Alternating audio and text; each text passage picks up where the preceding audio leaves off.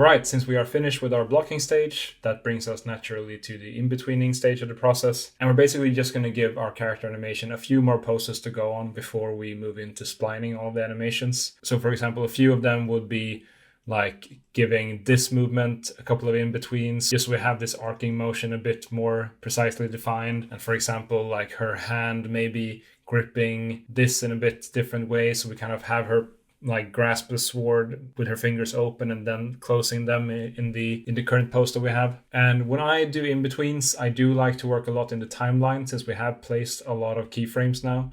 So we kind of know what parameters we will be animating. So we can go ahead and bring up the timeline, and it might look a bit scary now since we have a lot of keyframes going on, but don't worry, it makes a lot of sense and it will make our keyframing a lot easier. So we'll just come up to Window, go down to Timeline F-curve, and I'll just go ahead and snap this at the left side of my layout. That's kind of where I like to have it. Since we have so much real estate here to work with, we can easily sacrifice some of it by putting it on the left-hand side here. And I really want to make sure that all of my animated elements are brought in here. I think they are by default in my case, but if it isn't for you, make sure that you go in here, hit Control A, and just drag everything in here. And now some things might pop up. And as you can tell, some of these elements we haven't animated, and they don't have these pluses right next to them, which means that they don't have animated attributes, and same with the camera and stuff. So to filter all of the non-animated objects out, we can just come up to Filter and then just hit Animated Only, and that will only show the animated objects that we have, which makes this look a lot less scary. And if I, for example, select our left arm, you can see here that we now have a visual representation of all of these poses that we have placed. And it's not like you need to look at this and precisely understand what all of these little lines and dots means at this stage. We will just focus on one pose at a time and not just look at this overall messy image of keyframes and tangents. So the first thing that we can just briefly talk about is how you navigate. So I hold Alt like I always do, and I just hold right click to kind of zoom in and out and scale these tangents up and down like this. And then I hold Alt and scroll click just to kind of like pan around in this. And if you want to, for example, zoom in on a certain attribute, like for example, if I just want to select my rotation P here and then select this part of the tangent, I can just select it and then hit S, and that means that I'm going to focus in on it like that. And with that, we'll go ahead and start keyframing. We'll discover a lot of new functions as we kind of go along. So I'll stop talking about things and actually start doing them. So I just go in and fold this down just so we have this panel a bit cleaner. And I'll also just go ahead and deselect all of these objects because we don't need them selected. So as I mentioned before, I kind of want to make this in-between pose of her kind of like palming the sword before she actually clenches down her fist and grabs it. And that pose will basically be a duplicate of this one, but just with her fingers open and maybe her arm just slightly rotated up. So naturally, it makes sense for me to create a duplicate of this pose and just bring it here. And instead of going through and like copying all of the attributes that we did previously, it's actually easier to do these things in the timeline. So if I just select all of these animated objects here, I just hit Control A or Command A and S just so we can frame all of these up. The easy thing for me to do then is just to grab all of these keyframes, because these are keyframes, these yellow dots here, and just drag them from frame 16 to frame 13. And I hold shift when I do this. This is really important, because if you just take this and grab this, you're going to shift them and you're going to do a lot of weird stuff. So make sure that you hold shift and you drag them, and you can also drag them up and down. But in this case, we're just going to drag it sideways. So now we basically just move this pose to frame 13, and at frame 16 we don't have a pose currently. So now to restore the pose here at frame 16, the easiest way to do it is just hold Control or Command and just hold Shift and drag it sideways. So we're just dragging out a duplicate of this. And now if we go ahead and do our tweaks here, so for example in my case I wanted to just slightly rotate the arm up and also open up the fingers. So I'll just do this real quick just to see what this does, like this. And now if we hop to frame 16, we have that old pose restored. So now we kind of have our first in-between here at frame 13. So I just copied the pose from frame 16, brought it to frame 13, and then I used that as base to edit this on. And now we kind of have this in-between pose here. Great. And I'll go through and edit this just a bit more because I want the thumb to be a bit more open here too. So something like that. I might also want to just open up the hand a bit more because I want it to be a bit more of an interesting pose. So something like this. Let's see how this feels. Shoot. Nice. All right. So our next in between would be a bit of an like anticipational movement. So that's also one of the animation principles that we talked about previously. Now, when we make like a big movement in animation, you don't just want to snap from the previous pose to the next one. You want to give some kind of like small anticipational hint that something is about to happen. So we want to make that maybe with her like weight kind of shifting towards the sword as she's kind of, you know, gearing herself up to like rip it out of the ground. So it kind of makes sense for her to just kind of do this kind of motion. So she's like shifting her weight a bit before she makes this like big motion upwards. So that's something that we want to add to our poses as well. And I think we can do that at like maybe frame 19, because I do want to add a few more in-betweens here in the swinging motion as well. So at frame 19, I can basically use this pose as a base already. And what we can do then is just take our upper body and just rotate that a bit towards the sword, something like this, maybe like -3 degrees, something like that. So now when we have this pose, we obviously want our arm to be sticking to the roughly same position as it did in the previous pose, because we want it to feel like her hand is like planted and locked into the blade as if she's holding it. So then we kind of need to counteract that movement with our left arm here. So I'll just rotate this up and then rotate the forearm down a bit. So we have something like that. And then we just kind of need to eye this, just go back and forth a bit. Just kind of roughly position it at a place where you feel like it feels nice. So something like that.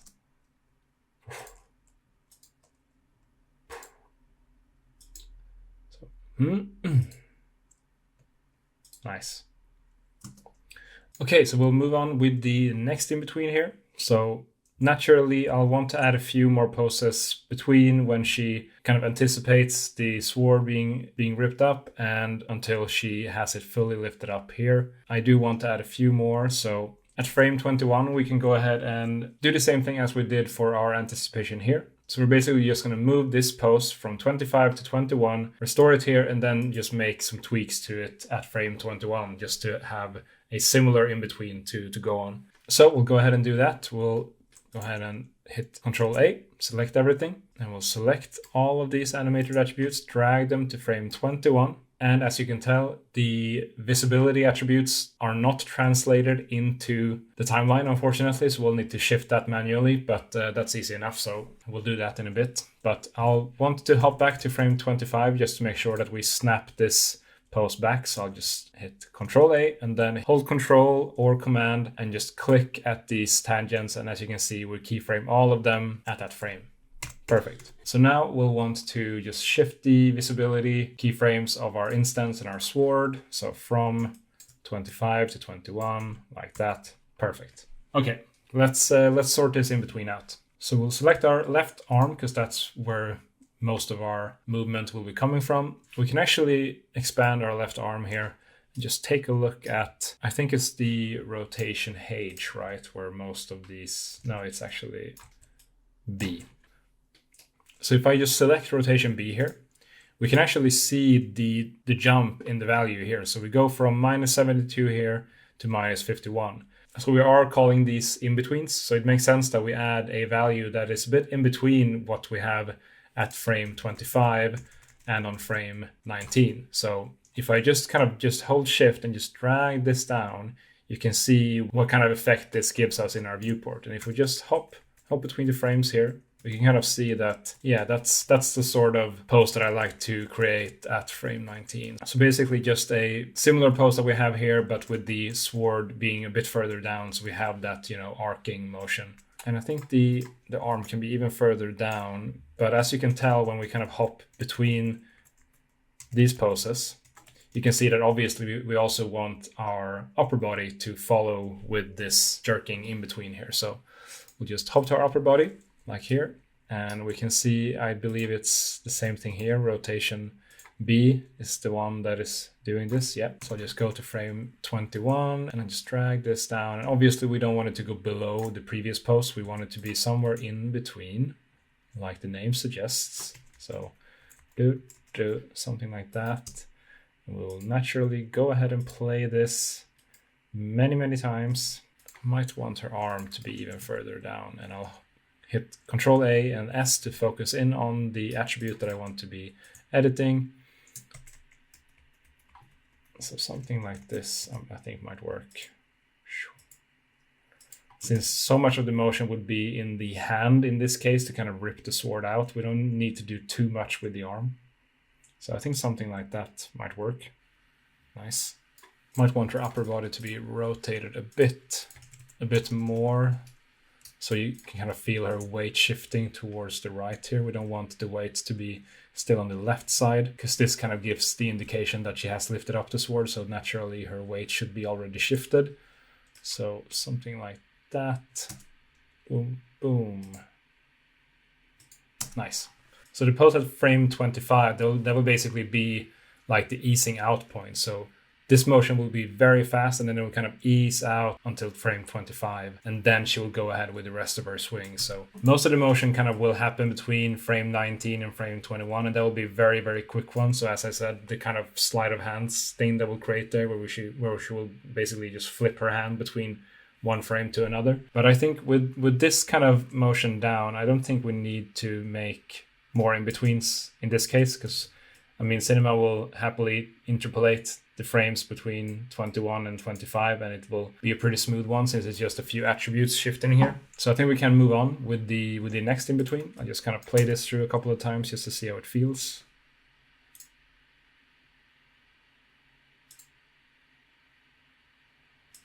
Nice. Okay, so we're now moving into the swinging motion that we have here. So we'll kind of have her sort of pause here, and then we'll just have a few frames, basically going from maybe like frame 31 all the way to the swing here. Since this will be such a fast motion, we don't want this to take too much time. So I think from frame 31 will be where the swinging kind of starts to happen. So at frame 31, I think I'll just do this kind of slight anticipation movement again. So as I mentioned before, you won't just kind of push the sword forward when you swing it. You will kind of do this baseball-ish motion where you will have it kind of drag behind your elbow, and then it kind of whips in front. And that's the kind of effect that we want to achieve here as well. So I think we can just slightly shift down her left arm like this. And then naturally you would like to bend the elbow here. So oops, don't want to rotate all of these attributes, just one of them. So the rotation P here. I'll also just make sure that I store the rest of them. So that might be a bit too much. And I think we can also just slightly rotate her arm down, even something like that. Let's see how that feels. We don't want her arm to go up before this motion. So obviously like her body should shift downwards a bit. So her sword shouldn't be snapping up and then like going down. So we kind of want to, if we do bend her elbow, the elbow shouldn't like lift the sword up again. So that's kind of what I'm being a bit mindful of. And I think we can rotate the upper body here as well. So I'll just kind of shift it down slightly, not even that much, so maybe like half a degree. So yeah, there we have something. And I'll just keyframe the rest of the rotations too. And here we can, I think we can like slightly rotate the hand. So we just kind of shift the angle of it, something like that. Maybe not even that much. So let's play this, see how it feels.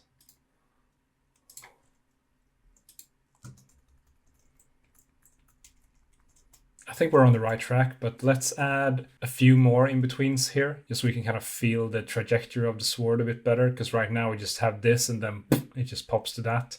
So let's add something else in between here. And I think we can do the same thing as we've done previously by just copying our pose here. So I'll just go ahead and take our pose from frame 35 to frame 33. Just drag them here. So you have that, and then we'll just hop to frame 35 again, hit Control A, or Command A and just store that pose, just so we have that. Perfect. And from here, I think we can make some nice tweaks to our in-between. So rotate the hand up a bit like that. Have the arm maybe rotate outwards, something like this. And have the hand kind of, here's this like kind of dragging motion that I wanted to achieve. So she's not like having the arm bent. So she kind of has the hand kind of follow her swing rather than pushing the swing forward. And let's see how much I butchered this. So oof, yeah. Okay. That did a lot. That did quite a lot to our sequence, right? That feels really nice. All right, feels a bit slow maybe. I think that might be to the fact that the swing would probably just happen in like a frame or two, and now it kind of goes from frame 31 all the way to frame 35, but we will have some more dynamic things happening once we do the splining. But I might actually just want to select everything and just shift this frame, this pose that I just made on frame 33 to frame 32. Let's just try that out. Shoo. That is better. What if we even took this to frame 33? So it's like super quick. That actually works quite well. It's just that the reason why it feels so fast is because we might want some form of easing out motion here. I'll keep things as it is. So I have this anticipation at 31. At 32, we have this mid swing motion. And at frame 33, we have the finished swing. And with this, I'll actually hop into my timeline, and so I'll hit Control A and add the pose back in basically. So we have the two identical poses here. And with this, I'll actually just rotate her hand up a bit like that and see how that feels. Nice. Okay, now we actually have something. Might be a bit too much, so I'll just rotate this back like that. Perfect. Now we actually have like a really nice swinging motion, I feel like. So since we are working in 12 frames per second, we don't really have enough frames to add these super fast motions without keyframing every single frame in certain cases.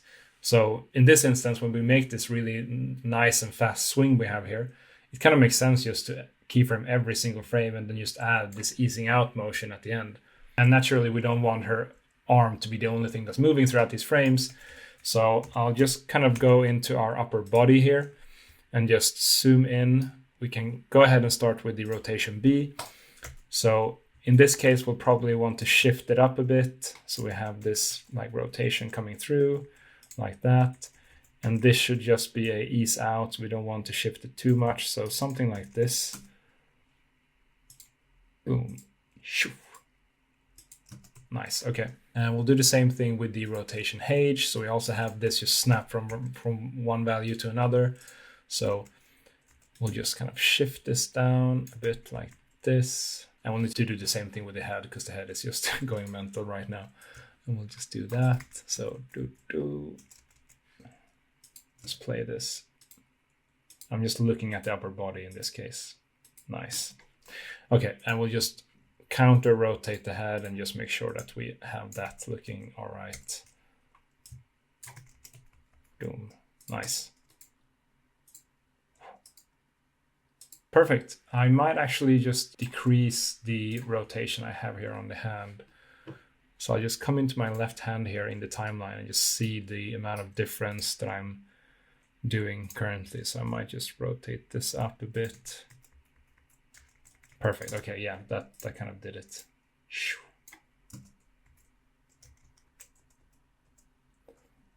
So even though we basically have no frames in between here to here, you can still kind of feel the motion that is going through, even though we have no frames showing that. And that will be even more obvious once we smooth everything out. And it's going to be looking really nice. Okay, I think we can just slightly angle the hand here in this pose. Just try that out.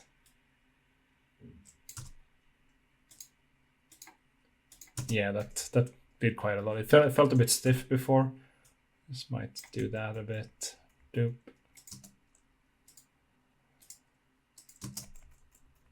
Nice.